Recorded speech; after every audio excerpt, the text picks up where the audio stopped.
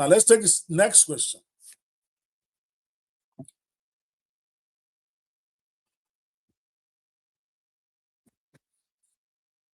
After overstaying my visa in the US, what are the long-term consequences I might face? And is there any way to fix my papers without triggering a ban? Interesting. Well, is a good question you're asking, but I have to also be honest with you, like I am always on this show. Overstaying a visa in the US can trigger serious long-term consequences. I'm not going to lie to you. But there are still possible legal solutions depending on your situation. The outcome many times depends on how long the overstay has lasted, your immigration history, and whether you qualify for any exceptions or relief. See, when a person overstays a visa, they begin to accumulate what is called, quote and unquote, unlawful presence. Now, under the rules, if your unlawful presence, in other words, the time you spend there after your visa expired, reaches more than 180 days, but less than 1 year, in other words, more than 6 months, but less than 1 year, leaving the US will trigger a 3-year re-entry ban, meaning that you can't come back for 3 years without a waiver. Now, if your unlawful presence, let's say you come into America in February and you are given 6 months, meaning that by August, your stuff has expired, regardless of what the date your visa says, is your I-94 that rules. So that the one that they gave you at the point of entry. Now, if they gave you 6 months and you stayed 1 year and 6 months, in other words, if you accumulate more than 1 year of unlawful presence, that can trigger a 10-year ban, regardless of whether you are married to an American or whether you are married to a Ghanaian. Okay, if you leave the country after you have accumulated more than 1 year of unlawful presence, the 10-year ban may be activated. And that means that once you leave the US, they may legally bar you from returning for a significant period of time. Unless, of course, you have to get your lawyer to start filing for waiver that they may not consider for years sometimes. In addition, overstaying can make it difficult to obtain future visas or immigration benefits, as it negatively affects your immigration records, and they check everything now. Before, they don't even used to check when you left the country, so they don't know whether you overstayed or not. But now they check all that. Now, to the next part of your question, can you still fix your papers after overstaying without leaving?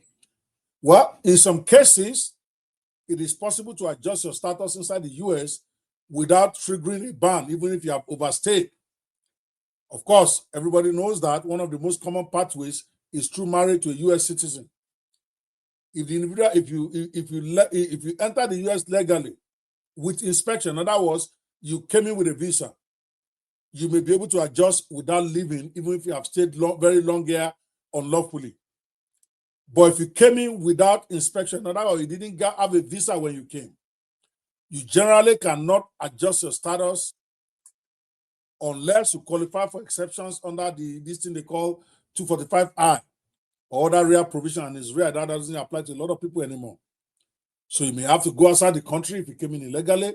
You just have to then file a waiver if that's the only thing that is preventing you from getting your green card. You can then file what is called an I-601A for a waiver of your unlawful presence. And of course, you can file that while you are still here, making sure that it's approved before you leave, and you will have to come back with a visa.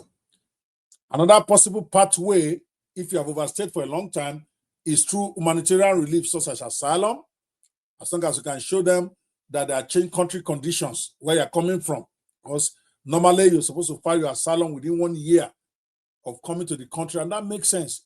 If you say you're afraid to go back to your country, then tell them about it before you are 1 year in the country. But if you are going to be filing asylum after you have been here for 5 years, 6 years, 7 years, you may still be able to do it as long as you can show them that there's an exceptional reason why you did not file, or that situation in your country has changed. Like a place like Nigeria, for instance, a lot of people came here before, they were not afraid of religious persecution. But now, with all this Islamic killing going on over there, all these extremists killing Christians up and down, now people who are having fear that they can get killed as Christians if they go back to Nigeria, they can file asylum now, no matter how long they've been here, as long as they can show and demonstrate that their fear is real and there are circumstances to believe them that if they go back to their country, they're going to get killed. There's also U visas for crime victims. There's for those who are victims of crime, maybe child trafficking, women trafficking, women violence, all of that. There's what they call U visas that you can get even if you have stayed here illegally for years and you qualify as a crime victim. And what is a crime victim? It's a very broad category that you can talk to your lawyer about if you want to consider that. Let's say you have been illegal in the country for more than 5-6 years and you're a victim of a crime, then you might be able to stay here and get your papers without having to go back to your country. Then there's also what is called the T visa. A lot of people are not even aware of that. The T visa is for trafficking victim. Okay, for those who are victims of trafficking, human trafficking. And some of these options can provide you, in fact, there's also the S visa, what is called a snitch visa, where you are basically helping government to investigate or roll up those who are involved in crime. So visas like that, like a T visa, a U visa, S visa, those ones, if you qualify for them, it can allow you to stay here even though you have acquired unlawful presence for months and years even. So they can provide, this visa can provide protection for you and lead to permanent residency. But they require, I have to be honest with you, I don't want to be giving you any false hopes here. They require strict eligibility and strong evidence. So there are hardly things you can do by yourself. You have to talk to a lawyer.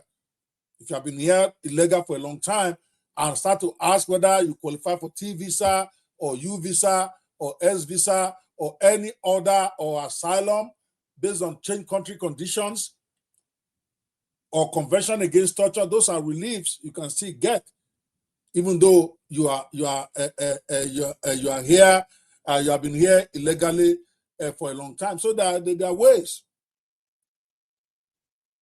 But understand this: simply remaining in the US after overstaying does not fix the problem. In fact, continued unlawful presence can worsen immigration consequences for you over time.